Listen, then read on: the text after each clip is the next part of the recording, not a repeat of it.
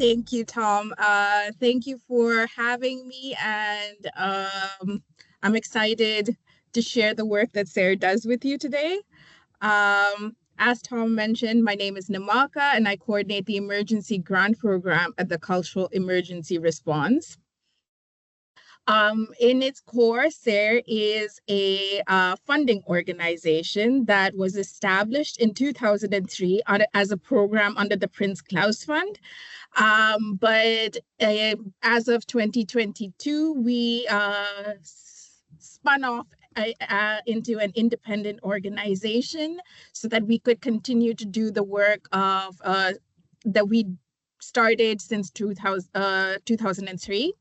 What does SARE do? Essentially, we support local actors in protecting heritage that has been put at risk by natural hazards or man-made hazards. We do this by connecting local experts on the ground to fast, flexible, and financial support that they use to implement first aid activities to cultural heritage. By that, what we mean is the analogy that we use is what a paramedic would do to human beings in an emergency situation to buy them enough time to get them to the hospital for the full solution. That is the kind of activities that SARE supports. So think about stabilization, evacuation of collections, and things like that.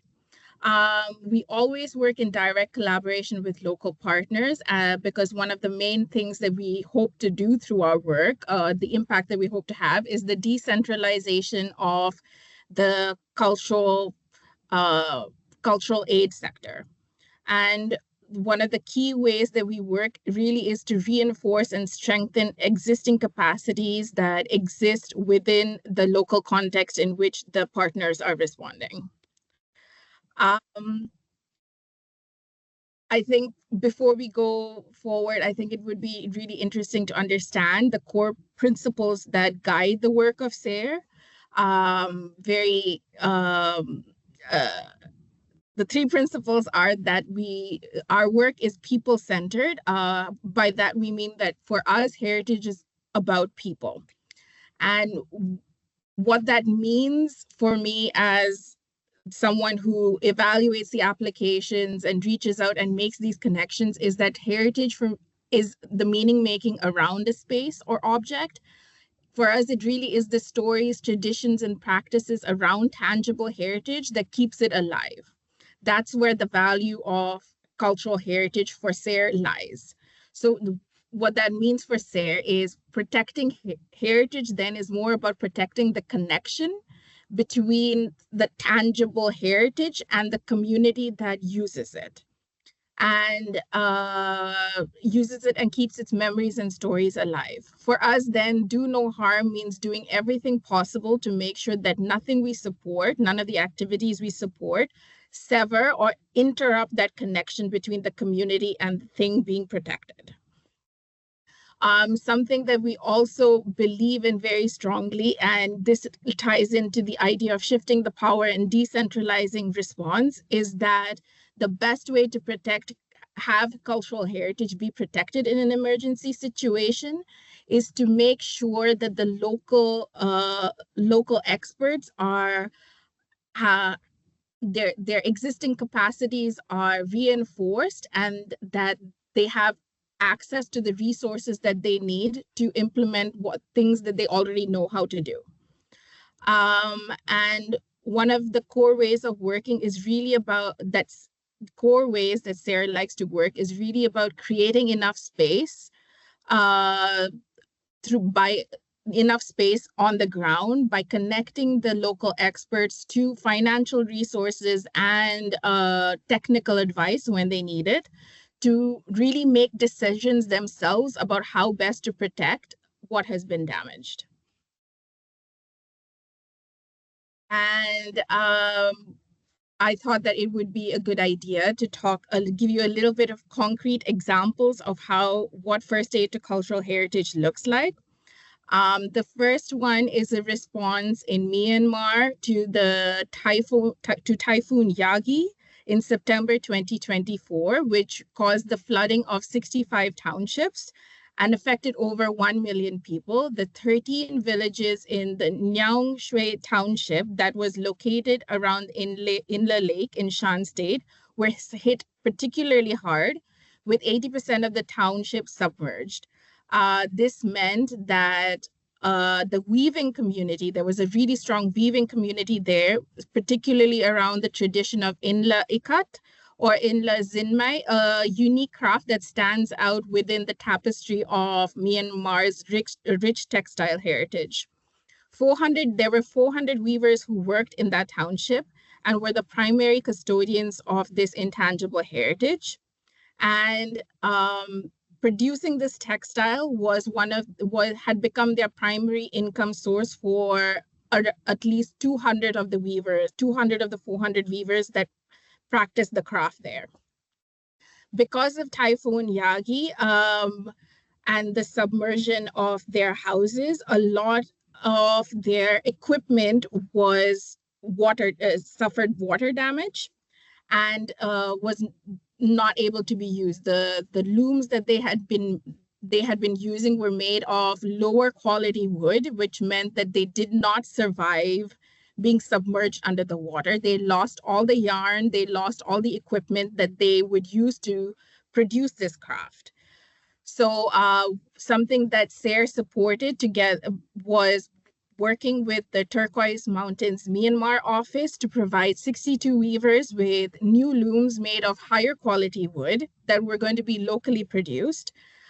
We replaced their yarn and weaving materials, but something that worked in parallel to that was also at the beginning of the project, we supported income stabilization by providing stipends to these 62 weavers to take a little bit of the pressure off before they could start reproducing the textile and selling it again. For us, this was important. This project really showed us how weaving fostered a strong sense of community, is because the weavers were mostly women and they made up the majority of the workforce. And for them, weaving was both a form of income as well as a space to connect and share ideas with each other within the township. So when the possibility to produce this textile was interrupted, it was not only the fact that their source of income was interrupted, but it was a disruption of the social practices that surrounded this weaving practice. The ability to come together, the ability to come together, and they had to move from being a collective to a very individual idea of survival. And the second case study that I thought would be interesting is to give you a better understanding of what First Aid to Cultural Heritage looks like is the work that we've been doing through our Palestine Action Plan with multiple actors on the ground in Gaza and the West Bank. There's been amongst the many wide-scale destruction, there has been a lot of intentional targeting of cultural heritage. And the kind of activities that we've been supporting have been providing access to resources for first aiders to cultural heritage on the ground to separate and secure historic rubble for future restorations, to salvage historic manuscripts from the rubble of collapsed buildings. But most importantly for us was the income stabilization, because at SARE, really what we believe is that the best way to make sure cultural heritage survives is to make sure that its stewards and its caretakers survive. And something that we learned over the 20 plus years of working is that, and the reason that cultural first aid came about in and of itself was that people in emergency situations are going to go and use spaces that are important to them in a heritage perspective, whether you support them or not. And they're going to do, at least with access to resources, they're going to be able to do the work in a safer way. And then a good example of this was the Omari Mosque. Something that SARE supported was the removal of historic rubble from the Omari Mosque in the courtyards because the people wanted to use it to pray during Ramadan. Um, and oh, people wanted to use it to pray during Ramadan, and it was really important that they, despite the ongoing emergency, they be able to continue this cultural practice. Um,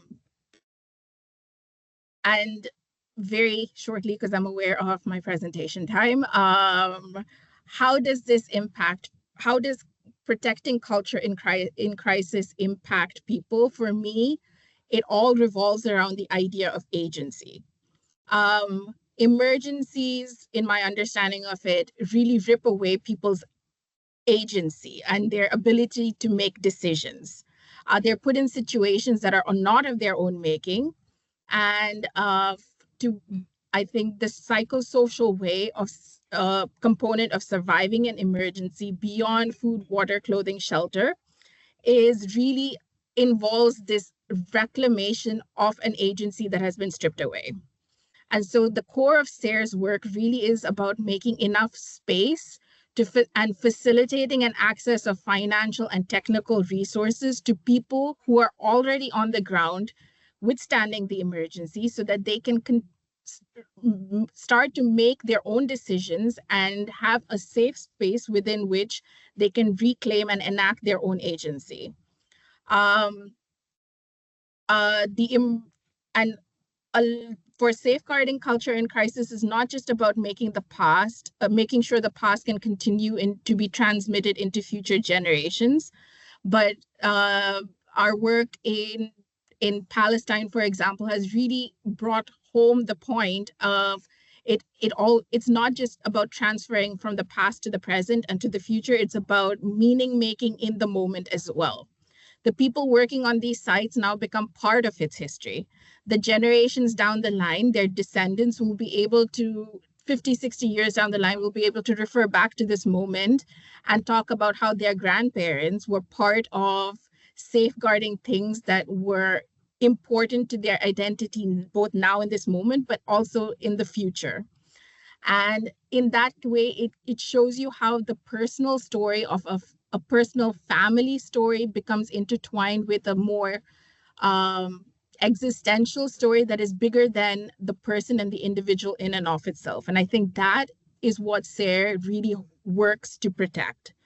And with that, I think I'm on time. And that is a small snippet into what SARE does. Thank you so much, Nimalka. I mean, we've had a previous conversation as well, and it was a very animated conversation that we had. And interestingly, the topic of cultural heritage in humanitarian contexts is something that our students that are also quite interested in. We have a course on humanitarian action here at the ISS. And although we do not formally have it yet as part of the syllabus, maybe this will change things as well. But there has been so much interest about the need to look into look at the importance of heritage in times of disaster or in times of conflict. And I think what you do will be a really useful resource as well for those who might be interested in this kind of field. I do have a number of points, but since Tom said that there will be some framing questions later, maybe I will first just state some of my more general reflections on the notion of heritage, and then maybe I can shift more towards the more practical issues that I've also seen coming from a more disaster studies perspective as well. So usually when we think about heritage, the idea of museums always come to mind, right? Like what you find in museums are what you consider as heritage, and the thing is, there's so much more to heritage, and I think that you really highlighted that very well. That it's not just about objects from the past. It's a living heritage, and therefore when we call it a living heritage, it's also very much connected to our very own life ways on a day-to-day basis as well. So it's not just about preservation of something from the past that is of value, um, but it's about physical heritage in relation to um, our cultural practices, and even cultural practices and traditions are also part of what we call intangible heritage also. And I'll dwell more on that later on in my further reflections. The second point um, that I wanted to raise is that heritage can also be contested. It's like who gives it, or who decides what is valuable, who what is named as heritage, and to whom is it valuable. So it is contested, but at the same time it can be a site of contestation. So we know that wars have been fought basically to over sacred sites for different kinds of people. And for those working in the humanitarian space, particularly in the work that you do also, Nimalka, it would be interesting to understand as well how you navigate these tensions and contestations about whose heritage and for whom it is directed as something that's ours or part of our identity, and so on. I do have a few more, but maybe I will stop there first, and so I can give Shamika some space as well.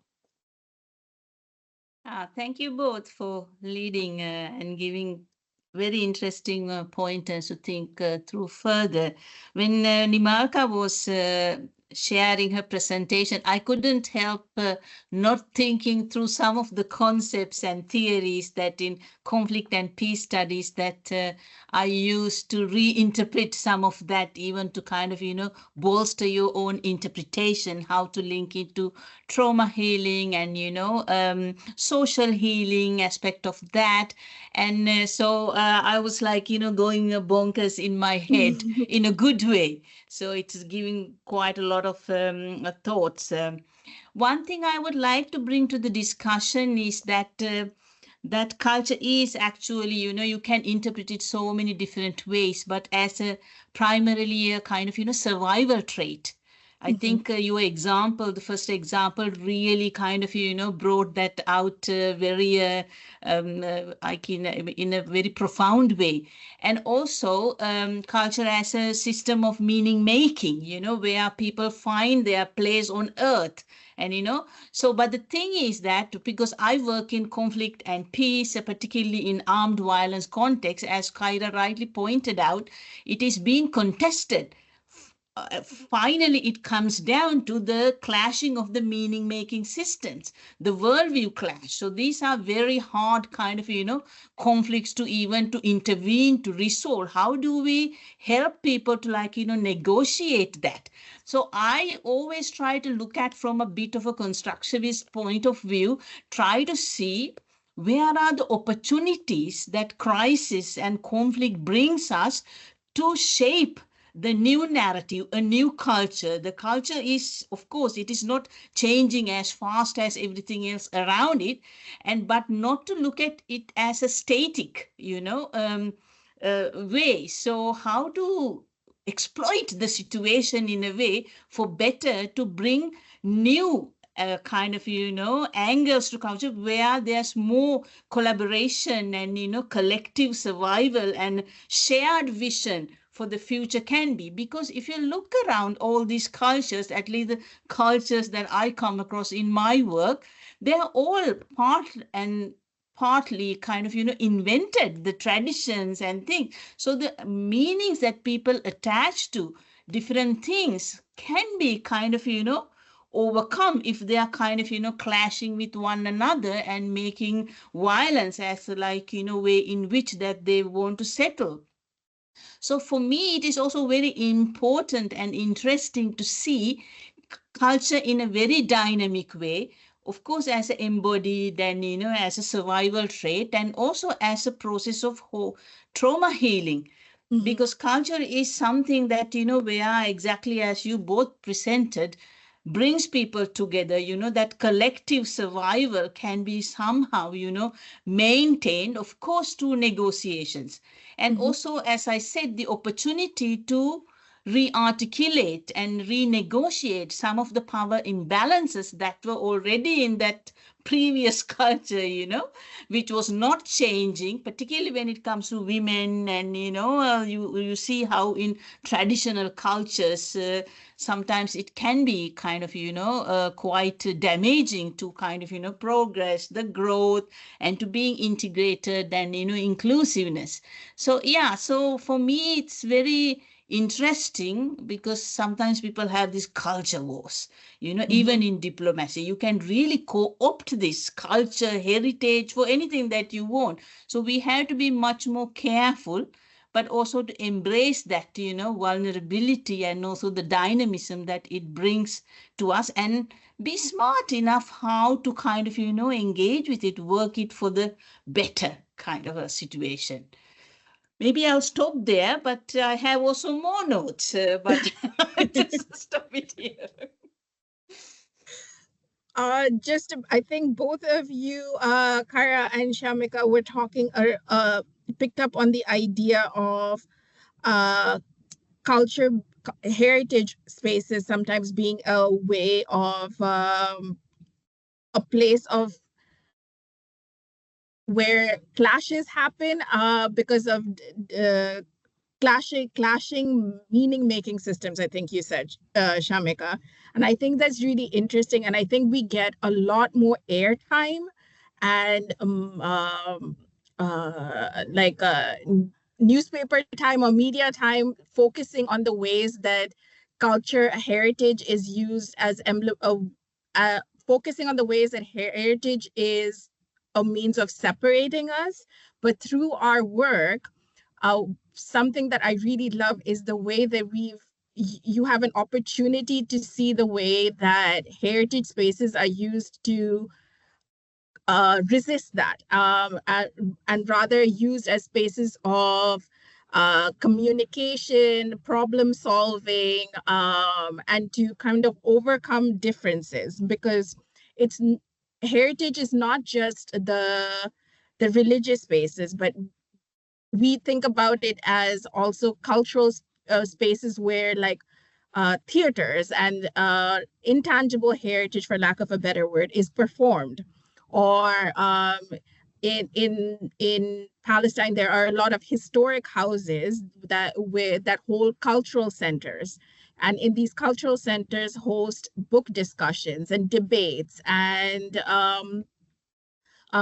theater performances and things like that. So these spaces then become safe spaces for people to come in and try out different ideas, but also be exposed to ideas that are different from the ones that they hold. And it's a safe space for you to negotiate two differing ideas together, not in a way that anyone wants to necessarily change each other's opinion, which is, I think, what happens in this polarization debate around heritage sites, where it's either I'm right or you're right. But in these spaces, you have more conversations among friends, or conversations of amongst people of equal standing. And it it there's so much more opportunity to understand the other rather than to what is the word where you isolate the other.